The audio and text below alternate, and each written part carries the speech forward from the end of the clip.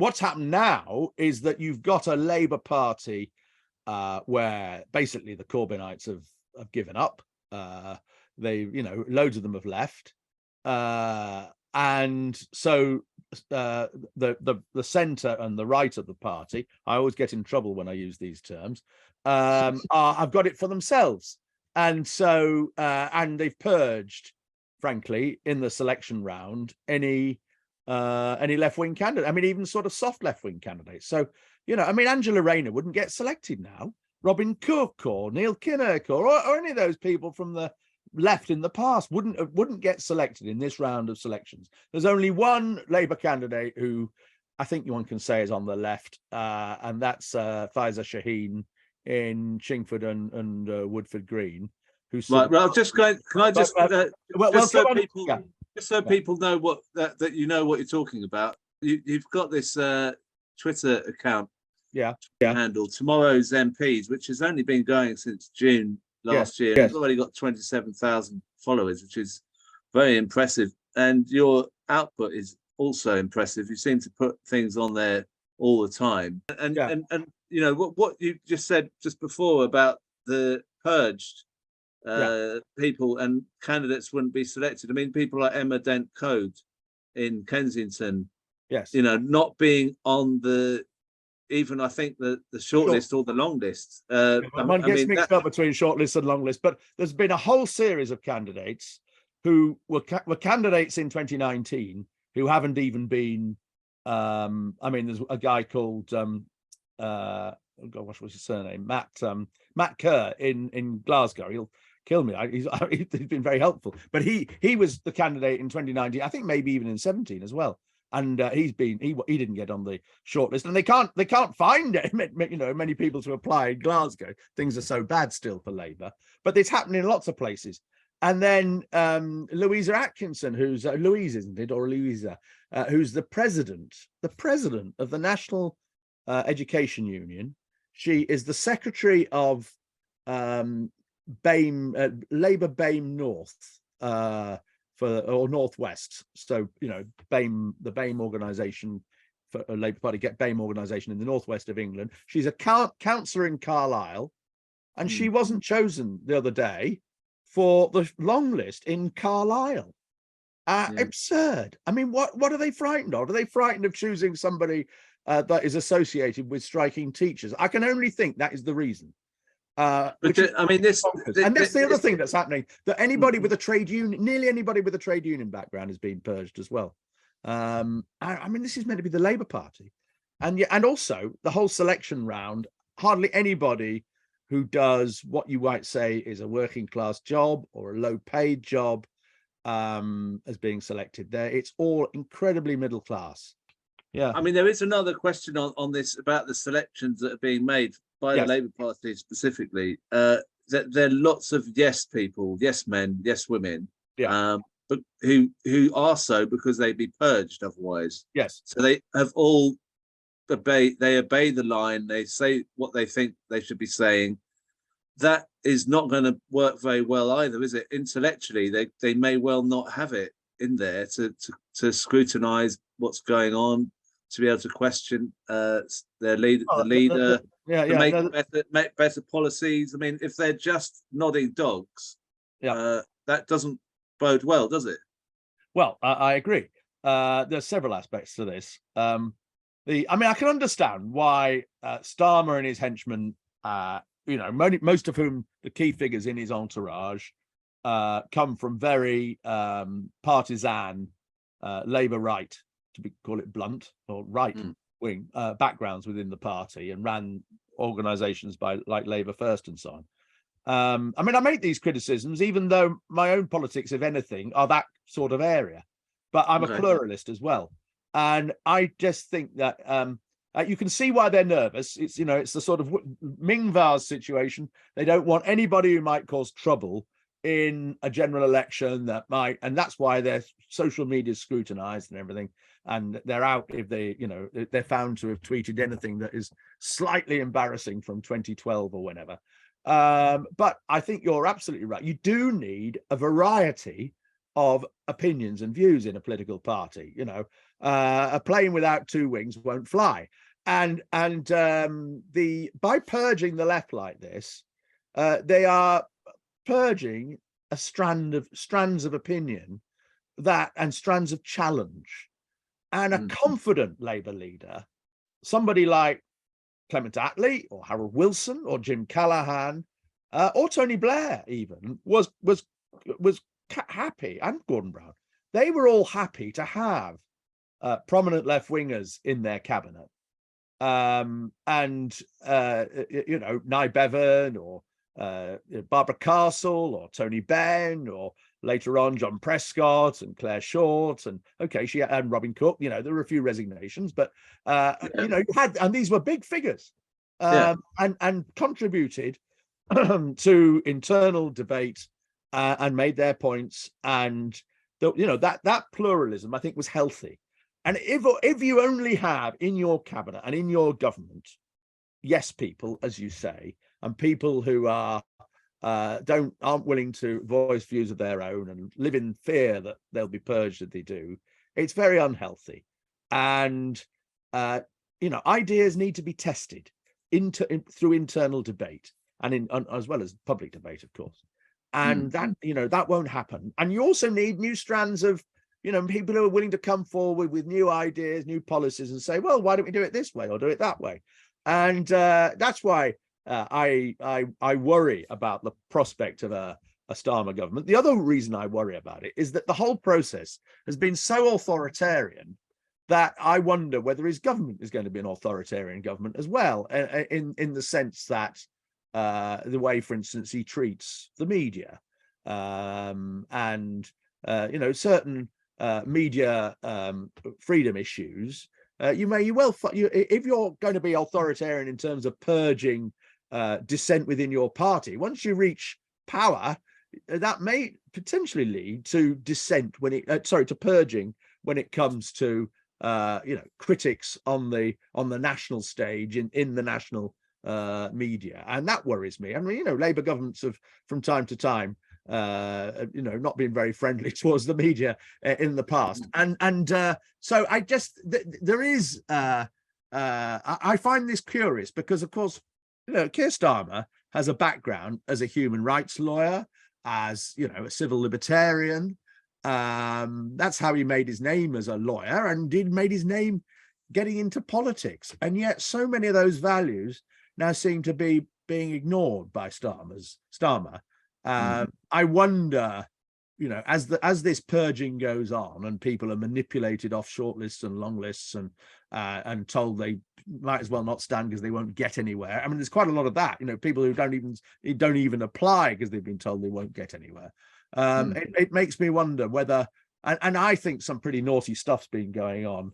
The trouble is I can't prove it, so I can't go into detail. But I think some pretty naughty stuff's been going on in certain regions of the country, certain regions of the party, and I wonder just how much Starmer knows what's been done in his name, or whether like Nelson, he's turned a blind eye, or whether he said to his henchmen, well, you go and do what's necessary. I don't want to know how you do it, but you just go and do it.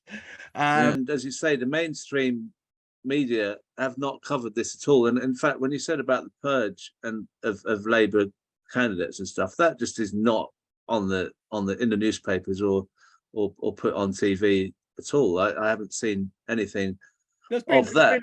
There's been a little bit about it, I think, in the Guardian, the Observer, but I mean, of course, a lot of there will be a lot of people out there who Labour supporters, on the right, who will just say, well, great, good riddance. We don't need them. They should have never been in our party. They should bugger off and form their own party.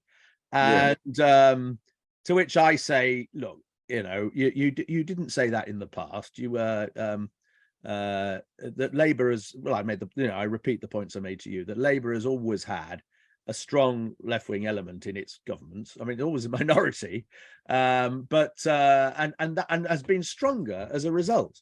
And as the point I made before, really, if you are a confident leader, you don't mind being challenged. In fact, it's quite healthy being challenged. and tested, and having what your views tested, and being willing to change your mind. Yeah. Now I wanted to say just one other thing, because I noticed we had on Not the Andrew Marr Show, we had the story last week of a Holocaust survivor who was sent a threatening letter by the Labour Party if he spoke at a Holocaust Memorial Day Zoom on Friday that's just gone past. He subsequently resigned from the Labour Party on the show, live on the show. He read out his resignation letter. I'll just show the tweet that you put out. This is outrageous and crash decision by the Labour Party, showing total lack of judgment by those who made it. Yet if Mr. Kapos was a defecting Conservative MP who previously attacked the party, he'd be welcomed with champagne. I mean, that's true. They are letting Conservatives come into the party without. As I say, I said provocatively a few months ago, the easiest way to become a Labour MP these days is to be a Conservative MP first. And then you defect, and everybody's, oh great, we've got a defector. And the fact that you've slated the Labour Party in Bury North or wherever, I'm sure there'll be a few more defectors, is quietly forgotten. And yet, I mean, you have that absurdity, don't you? You've got the contrast between Christian Wakeford, is that the right name? The guy from Bury North, who hasn't had to go through selection procedures at all, and Mr. Kapos, and then but I mean, take another example. Last night, Labour had a big dinner at a hotel in London for the South Asian community, and all the big South Asian figures in the party were there, including Keith Vaz. Keith Vaz was at this big dinner involving all the Labour bigwigs and the South Asian community. What's he doing there when he was forced out as an MP in disgrace before the last election, quite rightly, given the things he'd done? And frankly, it was an amazing thing that Keith Vaz had survived so long in politics, given that 20 years ago, more than 20 years ago, he was suspended by the House of Commons for his dealings with a select Standards Commission inquiry.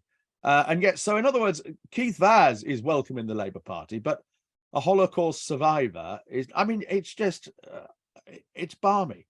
Now, I can see the point that the Labour Party has prescribed the organisation he was addressing. I forget what they were called now, but I mean, it's crass to just beyond belief. And the I mean, I don't want to get involved in all of this. Trouble is, it's an absolute minefield, and even me saying this to you is going to result in goodness knows how many comments on Twitter, and it's an incredibly complicated issue. Well, I don't want you to get. I don't want you to get into any trouble. I know. But I just want to say about that, just to finish, the Stephen Kapos tweet that you did was the only notable retweet or comment or whatever on the whole thing. In all, I looked all over Twitter. I mean, we've had people on the left talking about it who are in that group, but no one else has mentioned it. And I just found it incredible that it's, if it had been under Jeremy Corbyn's leadership, that would have been everywhere. I mean, can you see that there's a difference in the way the media are portraying Starmer's Labour and the media are portraying Corbyn's Labour? Would you admit that? Would you credit that as something? I think you have a point in that. I mean, in my case, people have a difficulty pigeonholing me, which I like, because I think that the role of a journalist is to surprise people, and as I say, I come from what I would regard as a Labour right-wing background, but it doesn't mean I vote Labour, and I'm not. It's a long time since been a party member, but there are occasions when I think the left. In fact, there's a lot of occasions right now. I think the left is being badly treated. Now, it seems to me, 40 years ago, I wrote a book called Militant. Indeed, it's just been reprinted. There's a copy on the shelf, and it was about a Trotskyist group that had infiltrated the Labour Party. I've read it. I've read it. Yeah, a lot of your older listeners and viewers will be familiar with it, and it's, you know, it struck me that militants should never be in the Labour Party, that they were a party operating within a party, and that there has to be a certain boundary of the left. You can't just say anybody's to the left is in our party. But in this, what's happening here is purging people who are assets to the Labour Party, people who are who would never have been purged in the past, and it's going way beyond any sense of creating a sensible boundary on the left. I think it's doing the party a lot of damage, and I do think I accept your point that this purge of the left has had very little media attention, and I think that, you know, there are all sorts of issues where in the mainstream media they do tend to think alike, and we saw that on Brexit, where, you know, virtually the whole of the no, actually not true, because of course the right-wing papers were, but it certainly broadcasters, there was a very strong Remain majority. And I think on this, I think that both Conservatives and right-wing centrist Labour people don't really care about this purge of the left, because in their view it's a purge of you know, people they would regard as nutters and anti-Semites and Corbynistas, and my argument would be, look, it's way wider than that, and it involves people who in times gone by would have become Labour MPs and would have been great assets to the party, but yeah, it deserves more attention. I think it does, but I'm going to make myself unpopular with certain friends of mine. But, you know, that some of my friends do say, yeah, well, great, get rid of them, they've caused us nothing but trouble, they embarrass us, you know, we're better off without them. That's their view. And to which my view is, well, actually, a little bit of embarrassment from time to time, people holding an alternative view, is a jolly good thing. I mean, we saw in the Boris Johnson government, in fact, we've seen from time to time in various recent governments, a very narrow band of opinion. So anybody who voted for Remain, who, you know, was out of the government, wasn't, you know, and if you try and run a government on a very narrow band of opinion within your party, you're heading for trouble, as happened with Boris Johnson, of course. And I think probably ultimately will happen to Keir Starmer.